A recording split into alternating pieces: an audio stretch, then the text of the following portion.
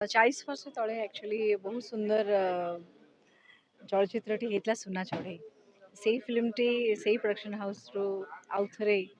किसी नुआ स्वप्न किसी नुआ रंग भरी नहीं आसी दर्शकों गहन में किशोर राज प्रोड्यूसर थे से परिवार तरफ एस एन एंटरटेनमेंट समस्ते मिसछंती so it's a wonderful experience मु तो ए फिल्म पार्ट होइथिबार बहुत खुशी अनुभव करची आ बहुत सारे रेस्पॉन्सिबिलिटी भी देइछंती डायरेक्टर हमर रमेश राउत सो बहुत ही बढ़िया संगीत ऑडियंस को बहुत भल लगे मन भरी की समस्त एंजॉय करेंगे से समय आपण फिल्म देखिथिले से आज ऐसे फिल्म रे आपण कोन रीमेक टा रोल करछन केते जो खुशी लागो केते दर्शक ग्रहण करिवे आज्ञा आज्ञा सत कथा मुझे एक्चुअली आम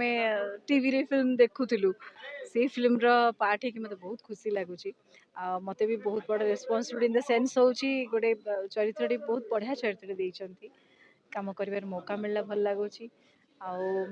एक्चुअली शिवानी रो माँ कैरेक्टर करछि मु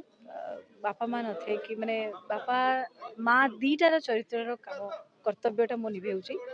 सो से रेस्पॉन्सिबिलिटी केमती आ से कौन कौन कहानी केमती केमती जाई पहुँचुची केते चैलेंजेस अच्छी ताकू नहीं कि होची कहानी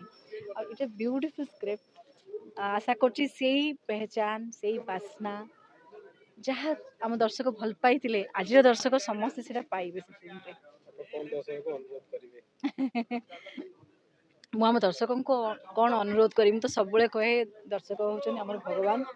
हमर सब किछि एति कहबी ओडिया चलचित्र बहुत स्वप्न नहीं कि बहुत सुंदर चलचित्र हूँ सुना चढ़ई समस्ते भल पाइबा दिंतु आशीर्वाद दिंतु कारण पुराणार बासना भल पाइबा नहीं कि डेडिकेशन सहित बहुत ही सम्मान सहित बनाऊँच सर आपण मान पाखे पहुँचे बहुत शीघ्र आपण मैंने जानीपारे बहुत सारा भल पाइबा दिंतु कारण निज माटीर कथा आपण मैंने जमी बुझे कई बुझे नहीं